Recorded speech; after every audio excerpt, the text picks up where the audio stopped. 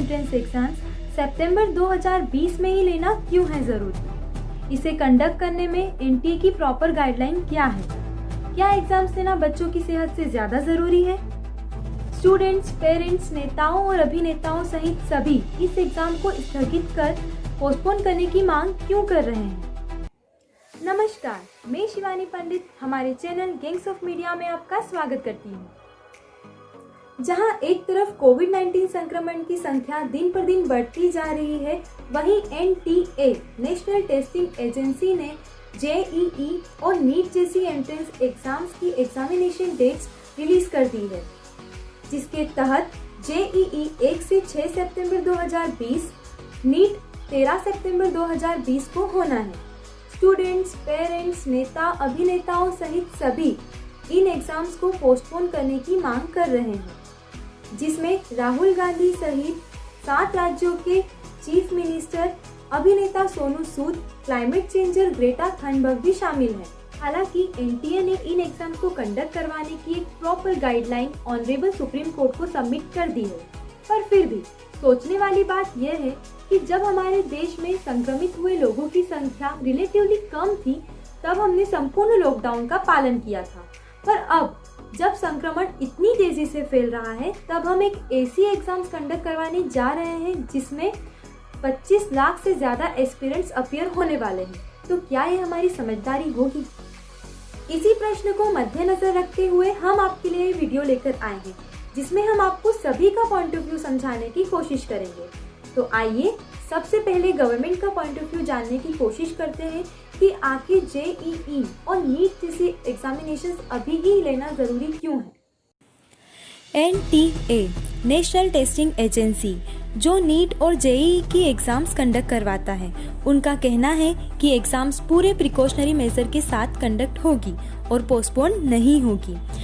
NTA का यह भी कहना है कि जेईई के 99.07 एस्पिरेंट्स और नीट के 99.87 एस्पिरेंट्स को प्रीफर्ड सेंटर अलॉट किया गया है। वहीं सुप्रीम कोर्ट ने भी पोस्टपोन करने की इस प्रेयर को खारिज कर दिया है। सुप्रीम कोर्ट का कहना है कि पेंडेमिक है, बट अल्टीमेटली लाइफ चलती रहनी चाहिए। हम स्टूडेंट्स का करियर जोखिम में नहीं डाल सकते, उनका पूरा साल बर्बाद नहीं कर सकते। अगर एग्जाम्स डिले हो जाएगी तो एडमिशन प्रोसेस भी डिले होगी। CSAB central seat allocation board ने एलिजिबिलिटी क्राइटेरिया को भी रिवाइज किया है, जिसके तहत अब जेईई के एस्पिरेंट को 12th क्लास का सिर्फ पास सर्टिफिकेट होना अनिवार्य है। Union HRD minister doctor Ramesh Pokhriyal ने बताया कि जॉइंट एडमिशन बोर्ड JAB ने डिसाइड किया है कि अगर कोई स्टूडेंट जेईई एडवांस क्लियर कर लेता है तो उसे irrespective of 12th class marks IITs में एडमिशन मिल सकेगा। वहीं नीट देने के लिए एलिजिबिलिटी क्राइटेरिया जनरल कैटेगरी के लिए 50% इन क्लास 12th और रिजर्व कैटेगरी के लिए 40% इन क्लास 12th अनिवार्य होगा। एनटीए ने इसके अलावा भी कई प्रिकॉशनरी डिसीजंस लिए हैं, जैसे नीट में एक कक्षा में 24 की जगह 12 विद्यार्थी बैठेंगे। नीट के सेंटर्स 2546 से बढ़ाकर 3843 कर दिए गए हैं। जेईई की भी शिफ्ट्स 8 से बढ़ाकर 12 कर दी गई हैं। जेईई सेंटर्स 570 से बढ़ाकर 660 कर दिए गए हैं। एक शिफ्ट में जहां 1,35,000 स्टूडेंट्स बैठते थे, वहीं 85,000 स्टूडेंट्स ही बैठ सकेंगे। स्टूडेंट्स को 6 फीट की दूरी बनाए रखने का विशेष ध्यान रखना होगा। जिस भी स्टूडेंट का बॉडी टेम्परेचर 99.4 डिग्री फ़ारेनहाइट से ज्यादा होगा, उसको आइसोलेशन रूम में बिठाकर परीक्षा दिलवाई जाएगी। स्टूडेंट्स को एग्जामिनेशन हॉल में नया मास्क दिया जाएगा। परीक्षा केंद्र में एडमिट कार्ड, ID प्रूफ, पानी की बोतल और हैंड सैनिटाइजर ले जाने की अनुमति होगी। मास्क और ग्लव्स परीक्षा देते समय पहनना अनिवार्य नहीं है। इन सारे प्रिकॉशनरी मेजर्स के अलावा एनटीए ने राज्य सरकारों से कहा है कि स्टूडेंट्स को परीक्षा केंद्र तक पहुंचाने में उनकी मदद की जाए। एनटीए की गाइडलाइंस आने के बाद हमने कुछ स्टूडेंट से उनका ओपिनियन जानने की कोशिश की। तो आइए अब हम जेईई और नीट के एस्पिरेंट से उन्हीं की जुबानी उनका पॉइंट ऑफ व्यू जानते हैं। मैं एक नीट एस्पिरेंट हूँ। एनटीए ने कहा है कि हम बच्चों का साल नहीं बिगड़ने दे सकते और सुप्रीम कोर्ट ने भी ये कहा है कि हम बच्चों का साल नहीं बिगड़ने दे सकते। तो क्या ये साल हमारी ज़िंदगी से ज़्यादा इम्पॉर्टेंट है? क्या हमारी ज़िंदगी कोई मैटर नहीं करती? इस सिचुएशन में आप कैसे एग्ज़ाम ले सकते हैं जहाँ पर इतने सारे केसेस बढ़ चुके हैं, या अब तो बेड भी अवेलेबल नहीं हो पा रहे हैं हॉस्पिटल्स में, और आप बोल रहे हैं कि हम एग्ज़ाम लेना चाहते हैं। वो भी 30 लाख से ज़्यादा बच्चों ने इसमें रजिस्ट्रेशन किया है जो कि देने वाले हैं 2020 में जी और नीट की एग्ज़ाम, जो कुछ लाखों में हैं बच्चे। उनकी आप इतना शॉर्टी से कैसे कह सकते हैं कि आप उनकी सोशल डिस्टेंसिंग या उनका हम ध्यान रखेंगे? आप उस दिन का मत सोचिए कि हम उस दिन आप एग्ज़ाम लेंगे और बहुत अच्छे से लेंगे। आप बात का भी सोचिए कि अगर बच्चा बाद में कोरोना पॉजिटिव हो गया तो उसकी लाइफ की जिम्मेदारी कौन लेगा? एनटीए तो उस दिन की जिम्मेदारी ले रहा है जिस दिन वो एग्ज़ाम ले रहा है, लेकिन उसकी बाद की जिम्मेदारी वो नहीं ले रहा है। तो हम ये चाहते हैं कि हम एग्ज़ाम तभी देंगे जब हमें ये श्योरिटी मिली जाए कि हमारी एग्ज़ाम के बाद अगर हम कोरोना सिम्टम से हम पाए जाते हैं या कोरोना पॉजिटिव पाए जाते हैं तो उसका खर्चा हमारे पेरेंट्स नहीं, गवर्नमेंट देगी। हमें ये श्योरिटी चाहिए। और इस सिचुएशन में अगर आप एग्ज़ाम ले रहे हैं तो आप तभी एग्ज़ाम ले लेते जब कोरोना के केसेस कुछ हज़ारों या 100 में ही थे। 3 मई को ही आप एग्ज़ाम ले लेते तो आज बच्चे इतनी टेंशन में नहीं होते, आप उसी टाइम एग्ज़ाम ले लेते। लेकिन आपको तो अब लेना है जब मिलियंस ऑफ सब्सक्राइबर होने वाले हैं कोरोना के। आपको अब समझ पड़ रही है कि नहीं, हमें एग्ज़ाम ले लेने चाहिए, अब साल नहीं बिगाड़ना चाहिए। तो साल तो ऑलरेडी चला गया है, सिर्फ 4 महीने बचे हैं अब साल को ख़त्म होने में, और आप कह रहे हैं कि हम साल नहीं बिगाड़ना चाहते। और यहाँ तक कि पार्लियामेंट नहीं खुला है, सांसद नहीं खुले हैं, कॉलेजेस स्कूल्स नहीं खुले हैं, और आप इतनी बड़ी एग्ज़ाम, साल की सबसे बड़ी एग्ज़ाम मानी जाती है नीट और जेई, और आप उस एग्ज़ाम को अभी इस सिचुएशन में ले रहे हैं। मुझे तो कोई सेंस नहीं दिखता इस एग्ज़ाम को अभी लेने में। जब तक नॉर्मल कंडीशन नहीं होती है या तो आप तब तक एग्ज़ाम नहीं लो, या तो फिर आप श्योरिटी दो कि अगर कोई बच्चा एग्ज़ाम के बाद कोरोना पॉजिटिव पाया जाता है, कोई भी नीट एस्पिरेंट, जी एस्पिरेंट, कोई भी अगर कोरोना पॉजिटिव पाया जाता है तो आप उसका खर्च उठाओगे, ना कि हमारे पेरेंट्स। तो हमें अगर ये श्योरिटी मिलती है तो बिल्कुल हम एग्ज़ाम देने के लिए बिल्कुल प्रिपेयर हैं। लेकिन अगर आप ये श्योरिटी नहीं दे सकते तो प्लीज़ अभी आप एग्ज़ाम मत लीजिए, क्योंकि ये हमारी ज़िंदगी का सवाल है और हम ये टैग के साथ नहीं रह सकते कि हम लोग कोरोना पॉजिटिव है। और हम लोग क्या, अभी दूसरे बच्चे भी कोरोना पॉजिटिव पाए गए हैं, बहुत सारे बच्चे क्वारंटाइन में हैं, तो वो लोग कैसे एग्ज़ाम देंगे? उनकी तो प्रिपरेशन भी नहीं हो पा रही है। इस खास कंडीशन में आप कैसे सोच सकते हैं कि बच्चे बिना फ्री माइंड 3 घंटे तक एग्ज़ाम दे देंगे? और आप हमारी श्योरिटी का ध्यान रख रहे हैं सेंटर के अंदर, लेकिन हमारे साथ जो पेरेंट्स आएंगे, जो बाहर से हमारे साथ जो पेरेंट्स आएंगे हमें इतनी दूर एग्ज़ाम दिलवाने, क्या आप उनका भी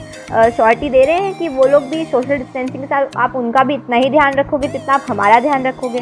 प्लीज़ इस बारे में फिर से सोचिए, और मेरी गवर्नमेंट से अपील है कि प्लीज़ आप इस डिसीज़न को अभी रोक दीजिए एग्ज़ाम लेने के लिए। प्लीज़ आप बच्चों को ये फोर्स में या प्रेशर में मत डालिए, क्योंकि काफ़ी बच्चे इतने प्रेशर में हैं कि वो लोग सुसाइड तक का कदम उठाने के लिए मजबूर हो चुके हैं। उनकी लाइफ ज़्यादा इम्पॉर्टेंट है आपकी एग्ज़ाम से। तो प्लीज़ ज़रा ध्यान से और थोड़ा सोच समझ के लीजिए जो भी आपको डिसीज़न लेना है। और 80% जनता इंडिया की यही कह रही है कि एग्ज़ाम पोस्टपोन कर देने चाहिए।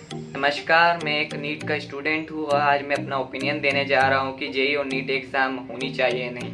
तो मेरे यह मानने से तय तो नहीं हो जाएगा कि जेई और नीट पोस्टपोन हो जाए, लेकिन ये मेरी राय है कि जेई और नीट एग्ज़ाम नहीं होनी चाहिए, क्योंकि दिन पर दिन कोरोना के केसेस बढ़ते जा रहे हैं और इस काल में परीक्षा लेना बहुत बड़ा रिस्क है। बच्चों के साथ खिलवाड़ है उनकी ज़िंदगी से, क्योंकि ये आने वाले फ्यूचर डॉक्टर्स है, और यदि इनकी ही सुरक्षा सही नहीं हुई तो जिम्मेदारी कौन लेगा? क्या ये जिम्मेदारी सरकार लेगी? इस इतने बड़े परीक्षा को आयोजन करना कोई छोटी बात तो नहीं है। बहुत सारे बार एनटीए अपने ऑफिशियल वेबसाइट पे एसओपी जारी कर रही है, लेकिन क्या वह पूरी तरीके से सही है? अभी कुछ दिनों पहले कोमेट करके एग्ज़ाम हुई थी, उसमें भी कई बच्चे कोरोना पॉजिटिव निकले हैं और वो अभी क्वारंटाइन हो चुके हैं। तो हम कैसे एग्ज़ाम देने जाएंगे? क्योंकि हमें यह डर लगेगा, और हम क्या करेंगे? एग्ज़ाम जब देंगे तो मास्क पहना होगा।